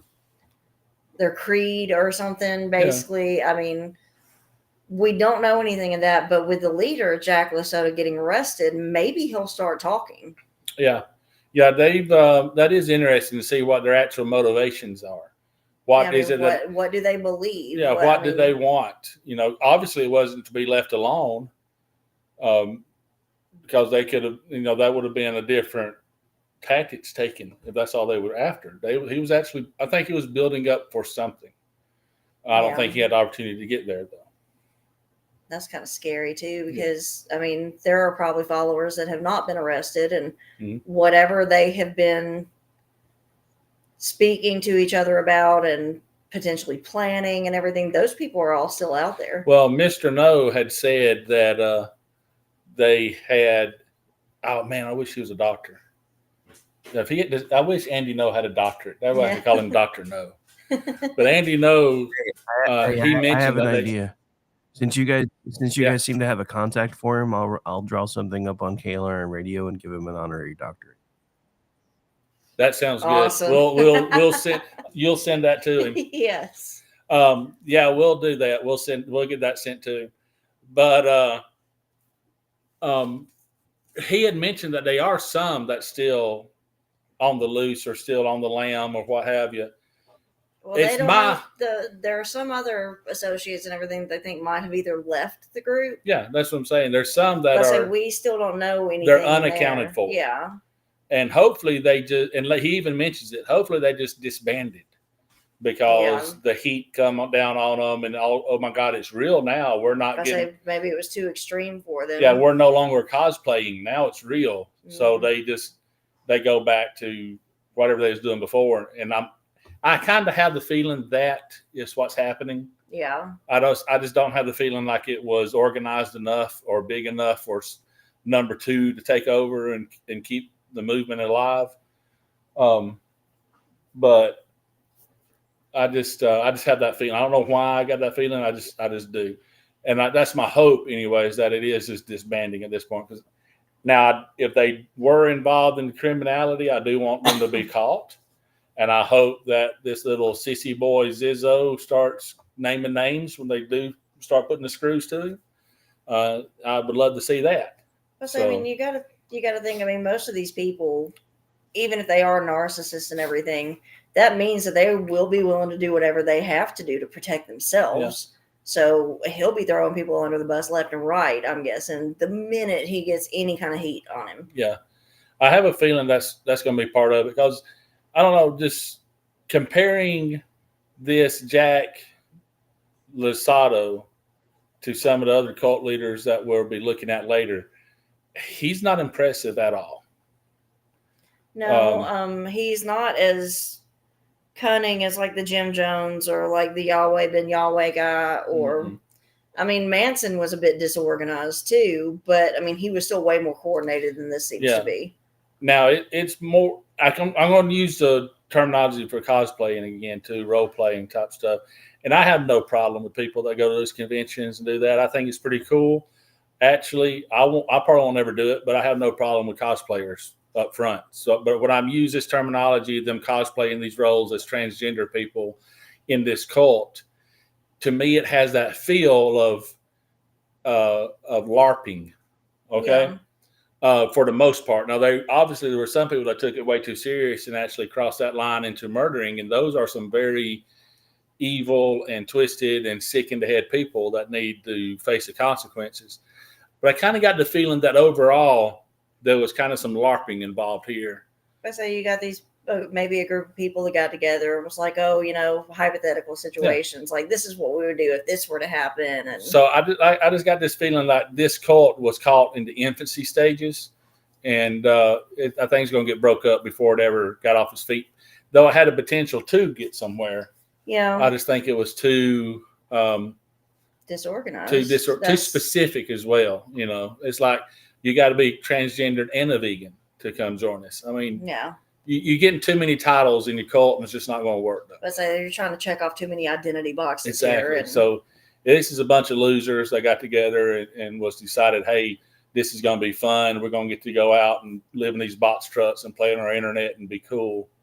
The internet that they got from Elon Musk, by the way, which to me is just hilarious. Well, they definitely were the that kind of internet, but Starlink. But they got some extremists in there that did do some murdering, and I say it like it's they some murdering that definitely took it too far with their extremist ideals. But I don't know. I just got this feeling like that bullet exploded in the gun before it actually made a lot more damage than it could have. And I keep going back to the disorganized word because we hear that a lot with serial killers, or an organized serial killer or a disorganized one. Yeah. Like Ted Bundy, extremely organized. That Richard Trenton Chase, the vampire guy, extremely disorganized. Two ends of the spectrum there. I bet he had to be one of the most disorganized out there. But this one, there did not, at least so far, there does not seem to be like this cohesive bond within this cult. There's some cliques inside this cult that are very cliquish. Yeah. And then, which is just going to cause strife. I mean, it's ultimately going to break down because of that, because clique A and clique B don't get along and they don't agree on everything. Yeah. So it's not going to come together like we normally think of cults. Well, like these three that was arrested, the Sato guy and the blank kid and whatever other Michelle what was that Zachko. I think those were the three main players. Yeah. And then the other ones, the Zachko, I think the parents and everything were killed because they probably were more like us and was like, okay, well, if you think you're transgender and everything, we probably need to get you a doctor and help. And if you look at the timeline, that was December 3rd, 31st, 2022, which was the first killings involved in this cult. So I think that was that whole, and we've seen it not even related to cults, that kid lashing out against the parents or whatever, the guardian, and killing somebody like that. I think that's what that was. And then Zazko in her or its roommate. Yes, trans non-binary. So. And its roommate who done the killings, they fled and found safety in this cult with Lasardo, or however you say his name. Lasardo. With Ziz. And then that's for the cult, in my mind, just from the timelines that I'm seeing from Andy's work, that's where this cult really starts picking up, is when those murders happen.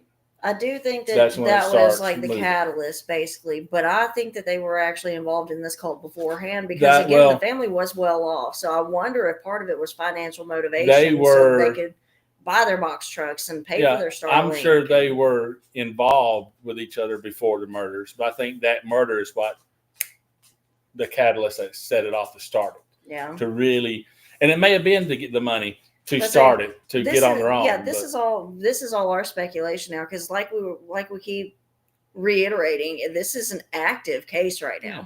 Like, new information is coming out all the time. So yeah, and hopefully we'll see those. Well, I'm not going to say hopefully. When the case comes out and we start seeing these details, and you see that I'm right on this, we'll just look back on this day and realize, like, hey, you know, old Bump Stock Ken was right again. See, it even rhymes already.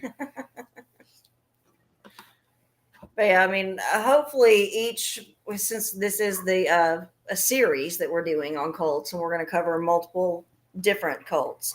Hopefully, you know, each week I may have some new information on this particular case, just to kind of give a quick update and everything before we go into that week's episode. Mm-hmm. So hopefully, like, we're going to see stuff really start popping off with this one. And well, they've got them in custody now. Mm-hmm. So I imagine there'll be a few days or weeks even where we won't have much of a difference unless they start flipping.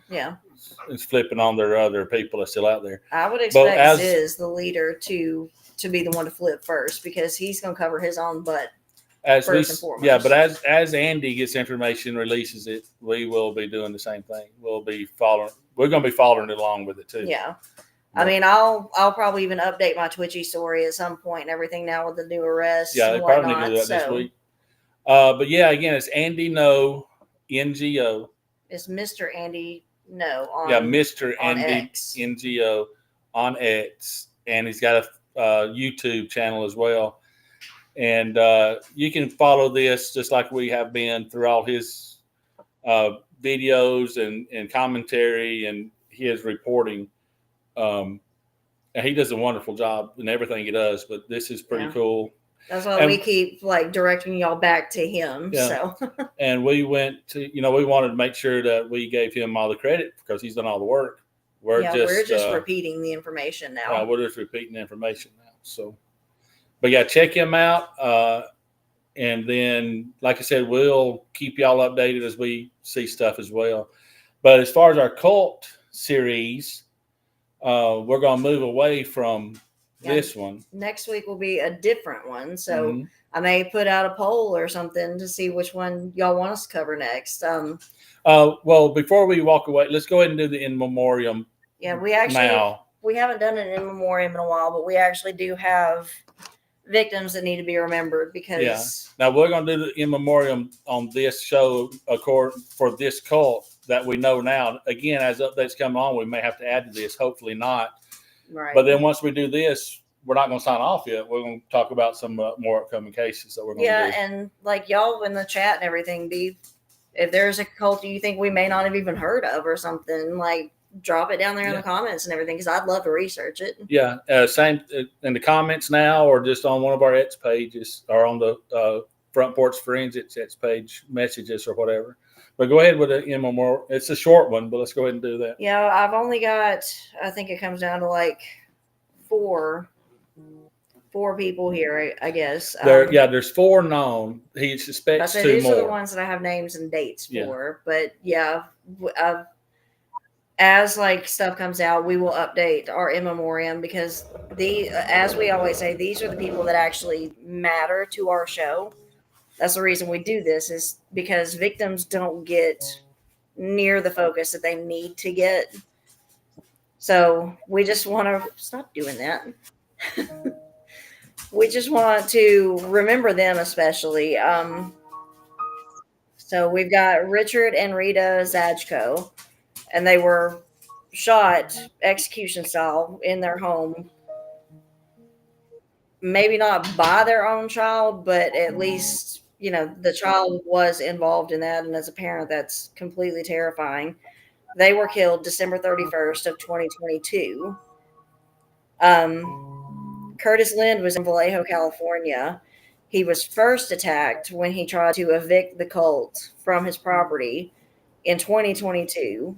He survived that attack only to be killed just this past January 17th in California. He was murdered right there in the street. It was out in public. Again, Curtis Lynn, he was 82 at the time he was murdered. And then we have a David Mayland or Malland. If I'm mispronouncing that name, I apologize.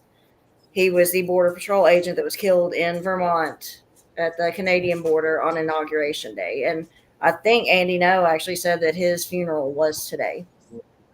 So he was laid to rest today, I think. So, like I said, we always at Front Porch Forensics, we want to remember the victims and the victims' families because they are the ones that really matter. These sick, twisted assholes that do the killing, may they rot wherever they're at, and we want to never give them any kind of notoriety if we can help it. I say we've named them tonight and everything just because this is an active case, and it is worth looking at just so it's the know your enemy mentality. Because I mean, these were just normal people that were killed. They were just going about their lives, and these people, for whatever reason, got it in their head that they didn't deserve to live. And so if you're the praying type, then lift up them, their families and stuff. And also, and it is important to name the nefarious characters in this as well, because we do want to know who they are, if nothing else, so we can just wish harm upon them as often as we can. So, bunch of losers.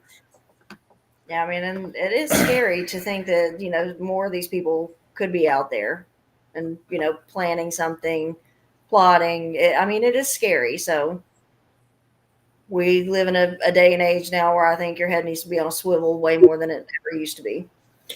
Yeah, hopefully we're going to go back to a little more normalcy here over the next several years, at least the next 4, if not the next 12. And it's just a reprieve because, like I said, we've read the book. We know it's going to get worse before it gets better. And just keep yourselves in check. And like you said, head on a swivel and keep yourself prayed up. But we are going to be looking into cults for the next few weeks. We don't know if it's going to be 3 weeks or 6 weeks or whatnot. Just really depends on. I think it depends on which cult we're doing, because we can probably do 2 cults per episode, unless it's like the Jonestown one. That'll be a full 2 hours itself. Well, so like you mentioned Jonestown, we're going to be looking at that and Heaven's Gate and the Manson family for sure. The Branch Davidians, I want to cover them. Yeah, I want to hit the big ones for sure. And I know there's some lesser known ones out there, or some downright weird ones out there. And if you got any suggestions, please let us know, because we may not be familiar with them, and we like to learn right along with y'all. So if y'all got some suggestions or something that's interest to you, cult related, definitely hit us up with a message and let us know. We would love to look into it. And this show is for us, but it's also for you guys too, because we want, without y'all listening, then it's just us talking to Rick through this video camera, and I'm sure Rick doesn't like us that much. So it'll be good. We want your input so we can keep this show going and keep you guys interested and help grow together. Yeah, we definitely want to grow. Yeah, I mean, the whole reason this is very, very laid back, it's not like what you see on like TikTok or YouTube or anything like that, because this is what we would usually do. We would just end up sitting around talking about cases like this because they fascinate me and I inflict it on him. Well, I mean, the Tiny Tyrant's already left, but we would do this a lot. Even instead of watching movies and stuff, we would wind up doing something like this. And the Tiny Tyrant, one of her friends, was over and actually mentioned something about, y'all should do a podcast. Yeah. And that's really what planted the seed. And then Rick, he came to me and everything wanting to, expand KLR and get some new topics, and true crime was something that they didn't have. So here we are now. Right. Like, y'all get to come in our house, and when the weather warms up, we actually will be back out on the front porch. Mm-hmm. But yeah, if this is your first time we're listening, we are studying on cults for the next few shows, but we are really about anything true crime. We do a lot of serial killer, mass murder type stuff. We'll do stuff that is local crimes. Will usually do involve some sort of murder. I mean, we're not going to talk about Billy Bob who knocked over the 7-Eleven or that weird guy that does stuff behind the Circle K. We're not going to be talking about those kind of crimes. But if it's involved murder or kidnappings or disappearances, things like that, that really pique our interest, we'll talk about them. So we want you guys that pique your interest to share with us so we can expand further too. Absolutely. You know. But you mentioned we are part of the KLRNradio.com network. And if this show isn't exactly what y'all want, dude, they got you covered. There's a plethora of stuff out there. Yeah, Ordy chimed in. I was wondering if he was here. He said, weird? Yes, Ordy, it's weird. But yeah, I mean, I can keep rambling on and push it up to the next 2 hours. But if there's anything you want to add on to it, then that pretty much. I mean, we've covered all our bases, and even then circled back over them again for at least this case. Mm-hmm. Well, this case it's ongoing, but it's short. I mean, there's not a lot out there. Whereas some of the bigger name cults coming up, we can really delve into those a little deeper. And we can have a lot more conversation with the chats too, because they're well-known cases. But tonight was this kind of, I mean, we was actually getting information right up before the show started. Yeah. So that's how new trying it to is. get as much current information as we possibly could. But yeah, the in memoriam for some of these, it will be easier. Jonestown, I'm not going to be able to do an in memoriam because there's 909 names. Yeah, we would do the whole show just that. Yeah. So. But I mean, we will, touch on some of the actual victims' names and everything. But probably like the agents on the runway, things like that. Yeah, the senator that was killed, stuff like that. But hopefully, we will be able to memorialize a lot of these victims for a lot of these cases. But again, when you get into numbers that are in the hundreds and everything, it's just not feasible to, read off every single name. Mm-mm. Not at all. It doesn't make them any less important, but it's just impossible really to do it in a respectful manner. Right. There's that many names. Yeah. So is there anything, Rick, that you want to add tonight? There'll be about an hour break because I got to do some work on my internet. But Ordy and I are doing a makeup juxtaposition tonight at 11, so you guys can come back for that. Is that 11 Eastern or? Yeah. Okay, 11 Eastern, 10 Central. Yeah. Okay. Yep. That again, I mentioned KLRN Radio earlier, and that Juxtaposition is another show on there, which is a fabulous show. They're a lot of fun, yeah. So come back and listen to them if you want. If you can, bring a bunch of people with you because it's always a good time. So I'll vouch for them there. Yeah. Yeah, we can vouch for them. They're good people despite Ordy's weird tactics behind gas stations.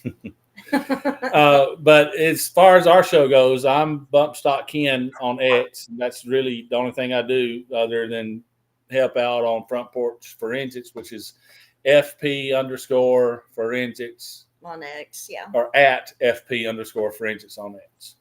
And he's Bump Stock Ken, I'm Bump Stock Barbie, so that's always easy to remember.